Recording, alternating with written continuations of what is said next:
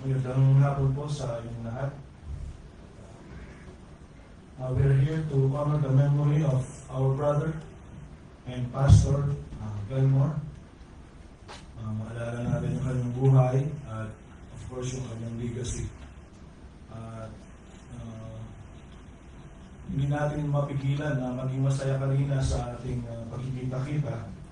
Nakakalungkot na sa ganitong tagpo tayo makikita.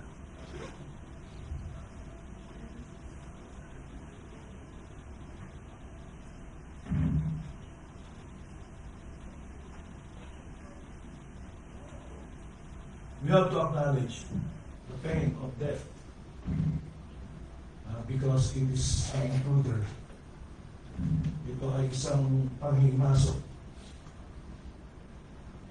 sa buhay na binigay sa atin ng Diyos. God did not plan this when He was in the Garden of Eden to give man the glory and the honor as an image bearer. Ngunit dumating ang paghimagsik at ang kasalanan, kaya merong kamatayan.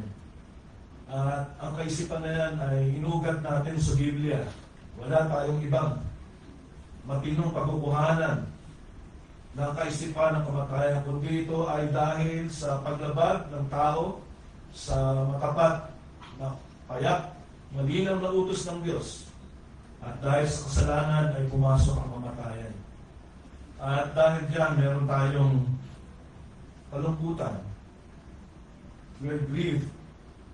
Ngunit ang kalungkutan natin ay hindi dapat kalungkutan ng mga walang pag-asa. Dahil ang ating Diyos ay gumawa ng paraan. He provided the ultimate solution to death. In that, He gave His Son, the Lord Jesus Christ. At yun ang isa sa pinakamahalagang malaman natin ngayong gabi, hindi lamang natin tinatampok ang ating kapatid at ang kanyang mga nagawa, kundi nais natin makita ang pinakatampok, ang ating Panginoong Jesus na siyang katugunan sa kamatayan na pinakamalaking usapin sa buhay natin bilang mga taong nilikha ng Diyos. Kaya ngayong hapon ay nais kong ibukas ang ilang talata, sa katunayan isang talata lang ito, para paalalahanan tayo sa mga bagay na pinakamahalaga, sa bagay na mahalaga sa buhay natin. At hindi natin ito may tatanggi sapagkat sa harapan natin ay mayroon isang kapatid na pumanaw. Ito isang katotohanan na kailangan natin harapin, ngunit haharapin natin ito sa kaaliwan ng salita ng Diyos. Bilang mga mananampalataya, hindi tayo pinabayaan ng ating Diyos na mamuhay tayo sa haka-haka. He gave us His Word so that we will know what will happen in the future. Because death is not the end of all things. Ang kamatayan ay magkakaroon ng bagong kahulugan sa ating mga mananampalataya. Kung kilala natin ang Diyos, o sa ating mga tao, kung kilala natin ang Diyos at kung kilala natin ang Panginoong Jesucristo. Nais kong anyayahan kayo sa salita ng Diyos na nasulat dito sa awit, kabanata o awit 37, talatang 23 hanggang 25. Psalm 37, 23-25. It reads this way: The steps of a man are established by the Lord when he delights in his way. Though he fall, he shall not be cast headlong, for the Lord upholds his hand. I have been young, and now I am old, yet I have not seen the righteous forsaken, or his children begging for bread.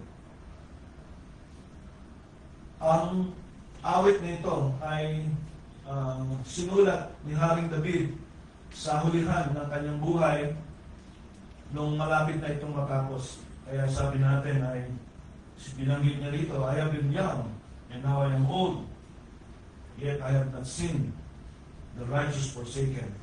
Siya ay tumitingin sa likuran ng lahat ng kanyang pinagdaanan. At ito ay nagbibigay ng lakas ng loob sa mga tao ng Diyos, for the people of God, covenant people of God, to look at God and His providence, ang kanyang providensya na hayag sa lahat. Ngunit ito ay nakikita lamang kapag tumalikod tayo at nakita natin kung ano nang nagawa niya sa buhay natin. Ang awit nito ay tinatawag na wisdom psalm. Meron tayong lament psalm, merong praise psalm, merong messianic psalm. Itong particular na talatang ito ay tinatawag na wisdom psalm. Kaya tinawag ito na isang awit ng karunungan kasi ito ay nakabihis sa pananalita ng kawikaan. Like a proverb na nagbibigay ng practical, ethical thoughts or guide sa mga babasa nito. So this is a wisdom psalm at yan ang layunin ni David na ipaalam sa atin ang mga mabubuting kaalaman para tayo ay matuto at lumakad sa naisin ng Diyos. Hindi lamang yon, ito ay nagbibigay sa atin ng kasiguruhan dahil merong isang soberanong Diyos sa likod ng kasaysayan ng buhay ng tao. So, man is not an accident, or the life of man is not an accident. It is a purposefully and meticulously designed life, or a course that is chartered by God according to His own plan. May layunin ang lahat ng bagay na inisip ng Diyos sa kanyang kabuuan.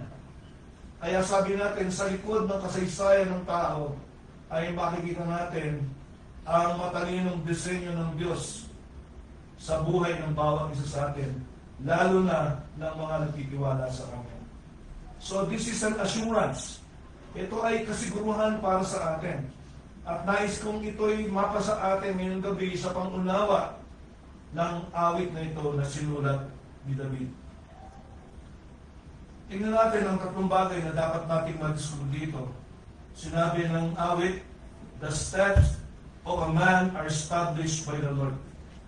Yung salita pong established by the Lord, ito ang nagpapakita sa atin ng soberanong pamamahala ng Diyos sa buhay ng tao. Ang lahat ng galaw ng isang mananampalataya, or the steps of a good man or a righteous man, are ordered by the Lord. Hindi natin ito may tatanggi sapagkat alam natin, sinabi sa atin ng Biblia na ang ating buhay ay ipinanukala ng Diyos. It is decreed and it has been ordered before the foundation of the world. Hindi natin kayang maunawaan ito kung paano ito nangyari. Ngunit matapat itong sinasabi ng Biblia sa atin na ang buhay natin ay inayos ng Diyos bago pa tayo isilang. Mind-boggling. Our minds will explode if we want to understand that kind of thing. Kaya niyayakap ito sa pamamagitan ng pananampalataya. At sinasabi nito ng ating Diyos ay soberano na siyang namamahala ng ating buhay. At nagsimula ito sa kanyang mga panukala. Sabi ng Proverbs 19:21, many are the plans in the mind of man, but it is the purpose of the Lord that will stand. So hindi winawalang bahala yung isipan natin. Hindi winawalang bahala ng Diyos yung mga naisin natin. Hindi binabaliwala ng Panginoon ang damdamin natin. Tayo ang nagpaplano. And yet sabi, the purpose of the Lord will stand. Paano nangyayari yun? Yan ay lampas sa ating pangunawa. Sapagkat alam natin, walang pumipilit sa atin sa lahat ng ginagawa natin. Kusang loob tayong kumikilos sa mga bagay na gusto nating gawin. Sa mga bagay na iniibig natin at ninanais natin. And yet, behind that man planning is the hand of God. By decree and by order, God's meticulous plan will stand. Sinabi rin ng talata, sabi ay, the steps of a good man or a righteous man are ordered by the Lord. The good man or the righteous man refers to the righteousness of the person. But for all we know, no one is righteous before God. Ang katuwiran na pinag-uusapan dito is the perfect righteousness of Jesus Christ that He imputed upon those who believe in Him. Ito ang ganap na katuwiran na mapapasa isang tao kapag siya ay nanampalataya kay Kristo. Ito ang katuwiran na ibinibihis sa isang taong makasalanan na tumitingin sa tinapos na gawa ni Kristo sa kanyang buhay. Kaya wala tayong angking katotohanan, wala tayong angking katuwiran. Ngunit sinasabi dito na may isang taong matuwid. In the Old Testament, sinners and the righteous are named as wicked and righteous. Kaya yung righteous dito ay tumutukoy sa katayuan ng isang taong may kaugnayan sa Diyos. At ang bihis-bihis niyang katuwiran ay ang katuwiran ng Panginoon sa Kristo. Pangatlong bagay na dapat nating makita dito, sinabi ng talata, the steps of a righteous man are ordered by the Lord. Nakita natin yung established by the Lord or ordered by the Lord. Nakita natin yung righteousness ng isang tao. At sinabi rin, the steps of a man. Ang mga salitang ito ay tumutukoy hindi lamang sa pinakamaliit na pwedeng magawa ng isang tao. This is symbolical of everything that man has gone through his works. Sa lahat ng ginawa niya, sa lahat ng naging activity niya sa buhay niya, sa buong buhay niya. At sinasabi ng talata sa kabuuan, the steps of a righteous man are established by the Lord.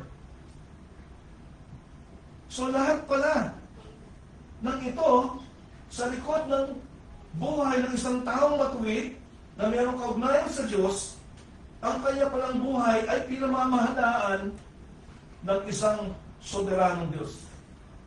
Kaya napakahalaga na makita natin ang bagay na ito.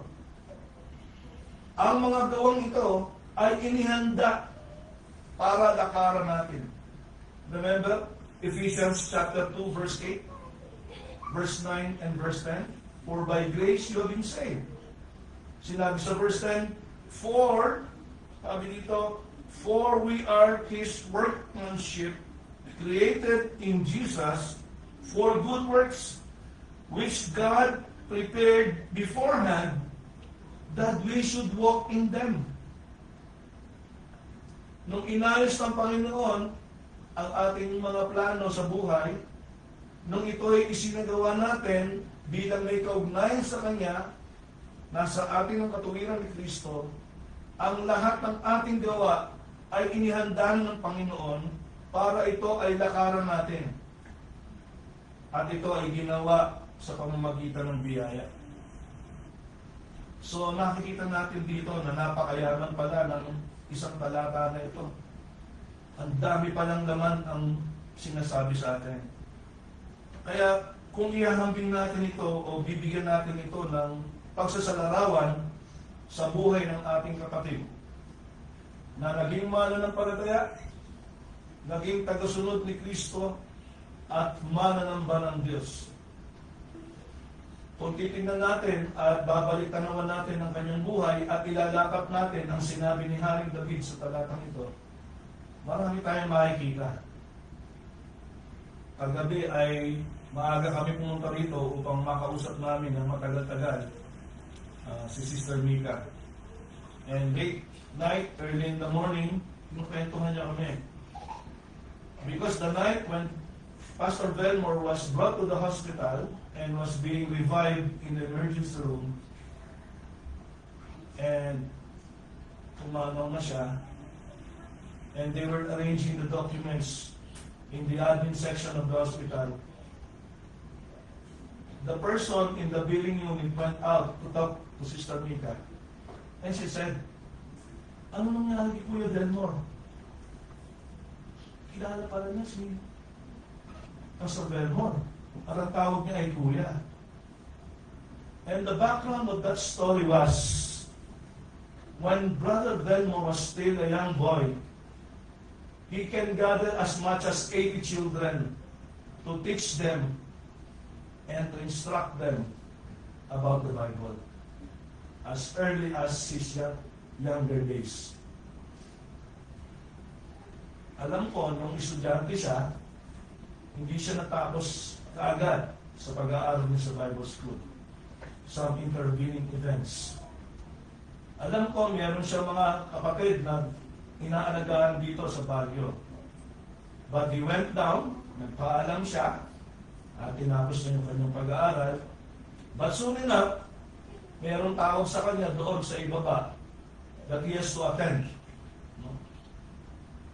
But later on, dinala uli siya ng Panginoon dito. He has to face what he left. Humingi siyang tawad sa mga iniwan niya. Ngunit kanyang binalikan at muling inilagaan. Today, that is Bison Reformed Baptist Church. And it started back way early. Sa mga putol-putol na events that we don't even know if it will connect properly. And yet, God has a plan for that man, for this man, and for the church. Alam natin, Belmore is a responsible father. He is a shining man in terms of his responsibility. Nagkaroon kami ng interaction when he was a member of Value Baptist Church. Nung nag-migrate na sila sa Manila, hinanapan namin sila ng bahay kasi hindi naman kami makakapaggastos at makakarent ng malaking bahay. So we found a good, comfortable place for them. And then I realized, wala palang tubig doon sa bahay. I don't know if Mika can still recall that. Nakita ko yung salang-salang drum sa tabi ng bahay nila. Sabi ko, ano yan?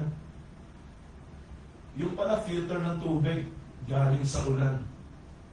And they were using that. And we were not mindful of that need. Pero wala kaming narinig. He was a man thriving for his family to survive, migrating to a new place. And he cannot demand. Pero he led his family. Alam niyo po ba na 18 days bago siya namatay ay nandito kami? We're talking about the sickness and we want to comfort him. But we never get to talk about the sickness because we were talking about God. We were talking about theology. We were talking about what's happening in the churches right now. We were talking about his burden for mission, for what's happening out there, for people thirsting for the gospel, and what he can do. Hindi ko siya ma-comfort sa sakit niya kasi ang pinag-uusapan namin predominantly yung mga bagay na gusto niyang gawin sa ministry. Well, Ephesians chapter 2 verse 10 says, His works were prepared by God that He could walk in them. Ihinanda ng Panginoon ang lahat ng mga yan. At alam natin, bago siya pumanaw, marami siyang bilin. Parang inaayos niya na yung mga bagay-bagay. Siguro, alam niya rin na ang buhay ay maiksi at mayroong katapusan. Yung mga kinukwento ko sa inyo ay mga live example kasi kagabi ko lang din nalaman eh. Sabi ni Sister Mika, 2 days before he died, sabi ni Pastor Belmore, natatakot ako. Natatakot ka saan? Nawawala na ako ng boses. Sooner, pag wala na akong boses, hindi na ako magkamit ng Panginoon. That was his greatest passion. That he could be of use by God. And even at the last moment, He was so sad about his situation. And he needed to be comforted. Bago siya i-ordain as the pastor of Bison, nag-usap kami. Sabi niya, Pastor, gusto ko pa rin maging missionary. Kaya muna, sabi ko, hindi na pa nga na-ordain, gusto ko maging missionary. That was his passion. And I know he communicated that to the church. So mga kapatid, hindi tayo natapos yung storya.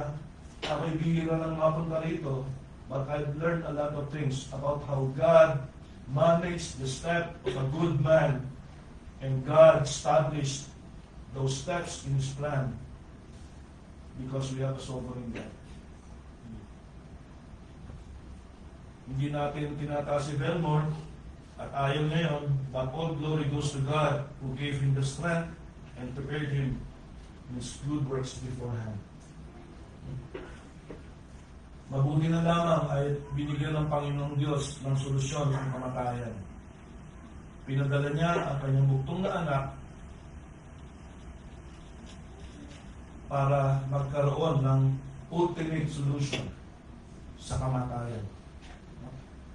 When Jesus Christ stepped into our world, into this broken world, He lived a righteous life and He died a substitutionary death. Sa buong 33 taon ng kanyang pinamuhay, wala siyang kasalanan. At ang kanyang kamatayan is a grave injustice. Marami tayong naranasan injustice dito sa lupa. But the greatest injustice that happened on earth was the death of the Son of God. To put to death a sinless, perfect person, accusing him of treason, treachery to the government, and many other things. And the Lord Jesus Christ did not open his mouth in protest. Because he was living a life, a perfect life, and he was dying a substitutionary death. To make death find its final end. The death of death was when Christ died on the cross and resurrected again. Ang katapusan ng kamatayan ay nung mabuhay na muli ang Panginoong Kristo bilang patunay ng pagtugon ng galit sa galit ng Diyos mula sa kasalanan. At ang sino mang manampalataya sa Kanya, sabi ng banal na kasulatan, ay hindi na mamamatay. At bagamat mamatay siya, siya'y muling mabubuhay at hindi na siya mamamatay. Those are enigmatic words that we have to understand in better light and in deeper context. Pero sinasabi lang ng mga kapatid na ang mga tao na nampalataya kay Kristo ay magkakaroon ng buhay na walang hanggan. A very plain expression of the Scripture. At yan ang panawagan sa akin. Alam niyo kung bakit?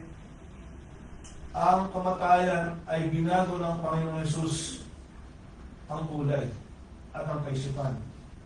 Ang kamatayan para sa isang nagtiwala kay Kristo ay isang pintuan patungo sa kaluwalhatian. It is not anymore the dark abyss that people in their entire lifetime is fearing. And that fear is a kind of enslaving fear. Lahat tayo takot sa kamatayan, kahit Kristiyano. Bagamat iba ng uri ng iba ng uri ng takot natin sa kamatayan. Hindi ba? Pagka may nangyari sa atin, magpapasuko din tayo sa ospital. Kahit sabihin naman natin Kristiyano tayo, dahil natatakot tayo sa kamatayan. Ngunit binago ng Panginoon ang kamatayan nung siya'y namatay para sa kasalanan. Ito ngayon ay pintuang daan ng mga nagtiwala sa Kanya patungo sa kaluwalhatian. And Christians are bound for eternity. Dadaan tayo sa kamatayan, hindi lang natin alam kung kailan. Maaaring dumating ang Panginoon, maaaring mauna yung kamatayan natin. Kagabi ay binibilang ko yung mga kapwa namin pastor na pumanaw na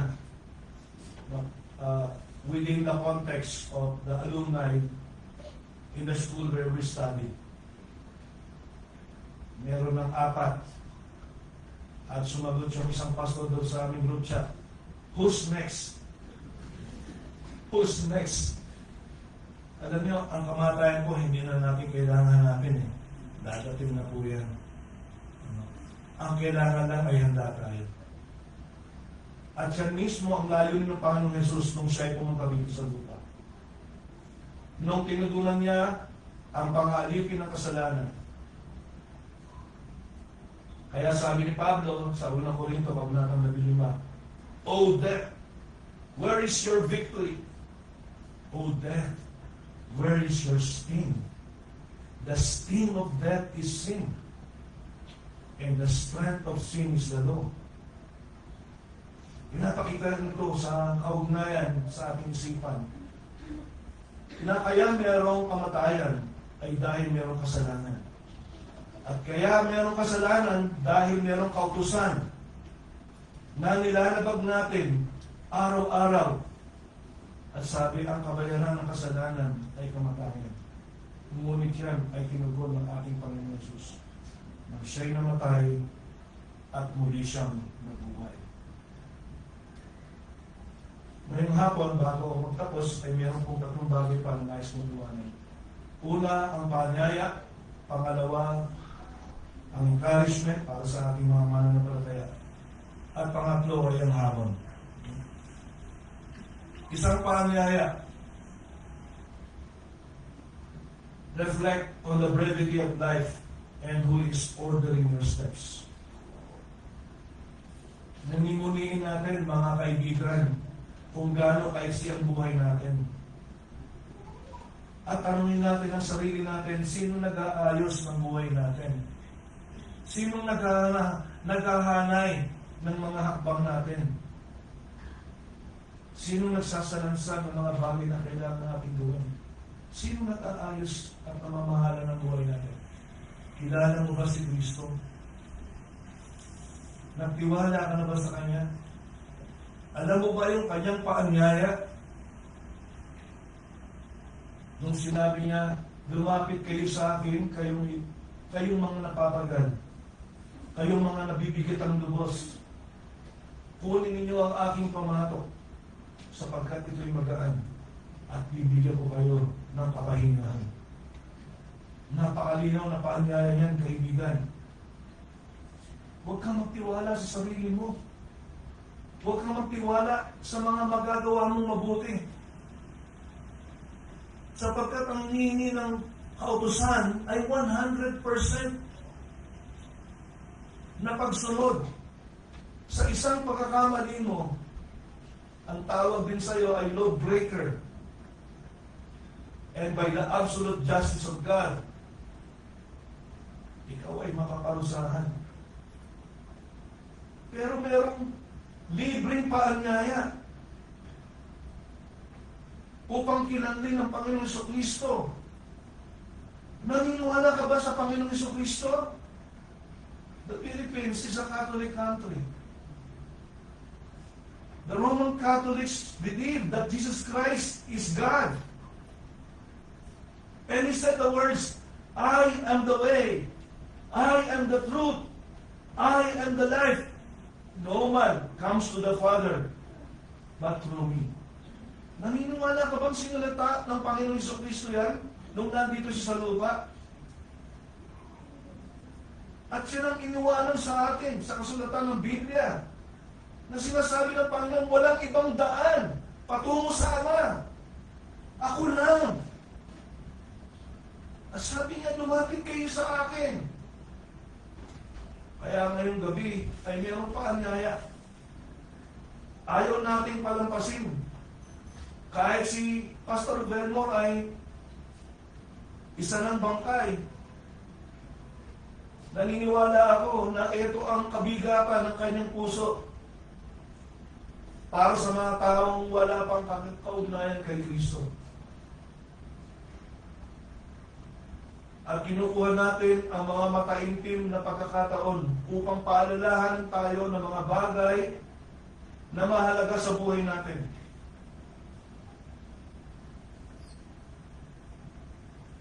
Maalala ko yung isang illustration ng isang pastor sa mga sumasakay sa aeroplano palagi. Bago lumipad ang aeroplano, the stewardess will demonstrate to you how to use the life vest in case the airplane will crash.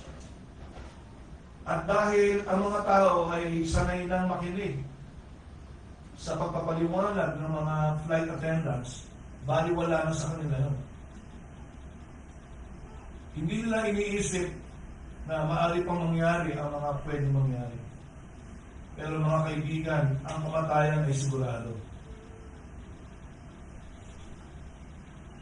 Ito ay divine appointment. Sabi, it is appointed for man once to die, and after this is the judgment. Kaya kailangan harapin mo ang iyong buhay. Dahil isang araw, darating ang kamatayan. At ito ang pagkakataon sa mga panahon na may burol na lehitimo natin pwedeng pag-usapan ng kamatayan. Walang ma-offend sa atin. Bakit ba naman si Pastor Manny, ang saya-saya natin, pinag-usapan natin ng kamatayan? Hindi po, mga kapatid. If Pastor Venmo is alive this afternoon, he would delight to see people bow their heads and think it over. When am I going to die? Who's next? This opportunity is to prepare us for our own death upang mapaalalahanan tayo. We are all in the hollow of God's hands. Anytime, pwede tayo lumigwa and we will slip into eternity and there's no second chance. Doon nga sa parable o doon sa istorya ng rich man and Lazarus, yung pumunta nga doon sa impyerno, yung pumunta nga doon sa naglalagabdab na apoy, ay nakikiusap pa kung pwede siyang bumalik at pasabihan yung 5 kapatid niya. Ano pong sabi ni Abraham? They have Moses and the prophets. Moses and the prophets is a technical term referring to the Old Testament. It's referring to the Word of God. Sabi, meron na silang salita ng Diyos. The Word of God is warning enough for all of us to be mindful that one day that will come to us. Sinabi ng Panginoon, walang makakalampas sa hatol ng Diyos, and the only way to escape is to believe in the Son of God who was sent to become our Lord and our Savior. Kaya ngayong gabi, itong paanyaya ko, kaibigan, kung wala ka pang kaugnayan sa Panginoon, huwag mong baliwalain ang gabing ito. Kung narito ka dahil nakikiramay ka sa sambahayan ni Sister Mika, mayroong mahalagang mensahe ang gabing ito para sa iyo. Lumapit ka sa Panginoong Jesus, manampalataya ka sa Kanya. Pagsisihan mo ang iyong mga kasalanan, sapagkat kung bibilangin ang kasalanan mo simula nung nagkaroon pa ng buwang, napakalaking palasyo na ang naitayo niya. At walang katumbas na mabuting gawa ang pwede mong ipalit para ikaw ay panigan ng Diyos sa isang matapat na hatol. No amount of good works can answer for your sins. Kahit nakaupo lang tayo, bumubulok ang kasalanan sa puso natin. How can we ever escape the penalty of sin? Araw-araw, sa iyong pagpabagaya, bumibigat na bumibigat ang ebidensya ng Diyos laban sa iyo. Paitim ng paitim ang ulap sa ibabaw mo hanggang ikaw ay dadatnan isang araw ng malagim na kamatayan. Malagim sapagkat wala kang pag-asa, hindi mo kilala si Kristo, ang anak ng Diyos na nabuhay mula sa mga patay upang iligtas ang mga makasalanan. Kaya lumapit ka sa Kanya, kaibigan. Lahat tayo makasalanan. Isa lang ang pag-asa natin. Makilala natin ang Panginoon. Para sa atin naman, ang mga mananampalataya at nagtiwala na kay Kristo, hayaan natin na maging hamon ang buhay ni Pastor Pedro sa atin. Magpalakas ito ng loob na anuman ang pinagdadaanan natin ngayon, kahapisan, kapighatian, kalungkutan, let us be comforted that our steps are established by a good and sovereign God. Mananampalataya ka ba? Kaya isinulat ang awit na ito, sapagkat ang mga tunay na mananampalataya ng Diyos ay naguguluhan sa mundo. Labis na kaguluhan. Parang hindi patas ang laban. Sabi ng mga awit, why do the wicked prosper? Bakit kung sino pa yung masama, sila pa yung parang umaasenso? Bakit namamayagpag ang kasamaan sa lipunan? Hindi kayang mahawakan sa isipan. Sabi ng manunulat, until I went to the temple of the Lord, to the tabernacle, and I realized that those things, those ways are slippery places. Ito ay nagpapadulas sa kanila para sila ay mapahamak. Pero kahit anumang pinagdadaanan natin ngayon, kapatid, ng mananampalataya, sabi, the steps of a righteous man are established by the Lord. Huwag kang panghihinaan ng loob. Ano man ang pinagdadaanan mo ngayon, ano mang hamon, ano mang kakapusan, ano mang karamdaman. Kasi para sa iba, ang dulo ng buhay ay kamatayan na. Hindi, mga kapatid, tumitingin tayo beyond death because God stands beyond death. Our sovereign God stands in death. Kaya kahit anong pinagdaranasan natin, let us take comfort in knowing that the same God who faithfully ordered Pastor Belmo's life will take care of us. Pangatlo ay ang hamon. Finally, huwag natin hayaan na umalis tayo dito na hindi tayo makahamon ng buhay ni Pastor Belmo. You have a calling. You have a race to run. Let us resolve today to be faithful to the calling of God. Lahat tayo, sabi ng ating talata, established by the Lord. May panawagan sa buhay natin. Lahat tayo merong takbuhin. We are all running a race. We need to be faithful. We need that kind of resolve na magpatuloy tayo ng paglilingkod sa Panginoon. Kailangan maging matapat tayo. And that's the only thing we can do. Wala na tayong ibang magagawa. Kailangan lang maging matapat tayo. Sa lahat na pinapagawa ng Panginoon sa atin, bahala ang Panginoon. Pero ang hinahanap sa atin, maging matapat tayo. Wala kasi tayong kapangyarihan para isagawa ang mga bagay sa ating sariling lakas. The bidding is just be faithful. And God will be there to help us. That's the challenge, mga kapatid. No? Sabi, if God has prepared good deeds beforehand, we must consider how and where we will walk today in order to fulfill His eternal purposes for us in Christ. Kung siya ang naghahanda ng ating daan, abay isipin natin kung saan tayo lumalakad ngayon sa panahon na ito. Isipin natin mabuti. Ano ang nilalakaran natin? At napakahalaga. Let us serve Him relentlessly. Let us love others deeply and walk the path He has ordered for us until the day He finally calls us home. Pagpanahon na natin, bagamat makasalanan tayo, sana marami rin magandang bagay ang masasabi sa atin. Just like how we are honoring the legacy and the life and the memory of Pastor Belmo. sana mga kaibigan ay naging malinaw ang panya ng Ebanghelyo. At sana mga kapatid, nahamon tayo, na tumingin tayo sa isang buhay na natapos na ang mission. Still faithful to God, to His calling.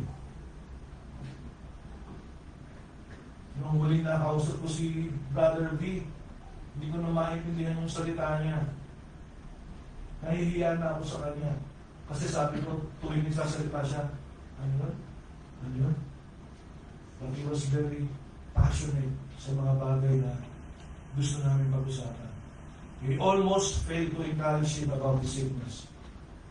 And he was so confident. Alam niyo po, itong nakalipas ng mga buwan, hindi bababa sa 5 katao ang mga taong pinuntahan ko sa panahon na sila ay nakagulang na. Before that, some of them, I was able to talk to them personally. Wala silang kamalay-malay na oras na pala ng kanilang kamalayan. Almost all of them. Akala natin kasi, buhay pa tayo bukas. Not merely a negative example, but for us to be one. Sabi ni Brother B sa akin, Pastor, 3 months daw yung yung gamutan ko. 3 to 6 months, tapos babalik ako sa doktor for evaluation. So, yun ang plano namin. Ayaw lang ipagalaw ng doktor yung dahil baka malapit ko sa utak. Pero, in 3 to 6 months, and it was barely 18 days when we were talking. And he's gone. And this is a fair warning to all of us. And this is God's grace for all of us. Ako po ay mitral valve transplant patient sa puso ko. Inilabas yung puso ko, pinalitan ng metal yung aking isang valve. At sabi ng doktor, pag lumabot ang dugo mo, stroke ka. Pag lumabnaw ang dugo mo, bleeding ka. Lumabot o lumabnaw, ang kalalagin mo parehong peligro. So, I'm a walking time bomb. Sabi ko palagi sa mga anak ko, anytime I can do. Sabi ko sa mga kapatid sa Valley View, alam nila yan, anytime I can do. Pero mga kapatid, huwag nyo isipin na kung wala kayong sakit ay hindi kayo biglang mawawala. We prayed hard for Nanay Ason. Is she here? Because we heard about yung kanyang stroke. Kala namin, pabibigyan din na siya. Nauna pa si Pastor V. So, yung aking mother-in-law ay nagkaroon ng cancer at the back of her trachea. Dinadalaw siya ng mga church members. Yung pianist nila, andun, walang sakit. Nauna pang namatay yung pianist. Kaya pang nagko-comfort kami ng may sakit sa Valley View because we have a lot of people in our church who have terminal diseases. Terminal case. Kaya sabi namin, huwag mong isipin na kung may sakit ka, ay mauna ka na. That death can come to anyone. But God is gracious. Kaya, ang gabing ito ay pagpahalagaan mo sa buhay mo. Nadinig mo ang panyayan ng Diyos at nadinig mo ang babala at ang gusto ng tayo. Manalangin po tayo. Wala kaming kapangyarihan, Panginoon, para ikilos ang aming mga isipan at mga puso para ibukas. Ikaw lamang, Panginoon, ang nakakakita ng bawat isang narito ngayong gabi. At namamanhik kami, Panginoon, sa iyong mayamang kahabagan. Kung meron kaming kasama, 1 o 2 sa aming hanay ngayong gabi na wala pang kaugnayan sa iyo. O Panginoon, kahabagan mo siya. Itulot mo ang Ebanghelyo, ang mabuting balita ay makarating sa kanyang puso sapagkat ito lamang ang pag-asa. Sa aming mga mananampalataya, maraming salamat sa Panginoong Jesucristo. Siya ay karapat-dapat paglingkuran. Siya ay dapat pakilain sa buhay namin. Tulungan mo kaming maging matapat sa iglesia na pinagbigyan niya ng kanyang sarili, ng kanyang dugo upang tubusin ang mga tao sa kasalanan. Sa bawat panawagan mo sa aking Panginoon, tulungan mo kaming magampanan namin ito ng may tunay na pagtatalaga sa buhay namin, sapagkat alam namin na ang pakaisin ng buhay namin. Anyone can do anytime. Have mercy upon us, Panginoon. We pray all these things in Christ's name. Amen.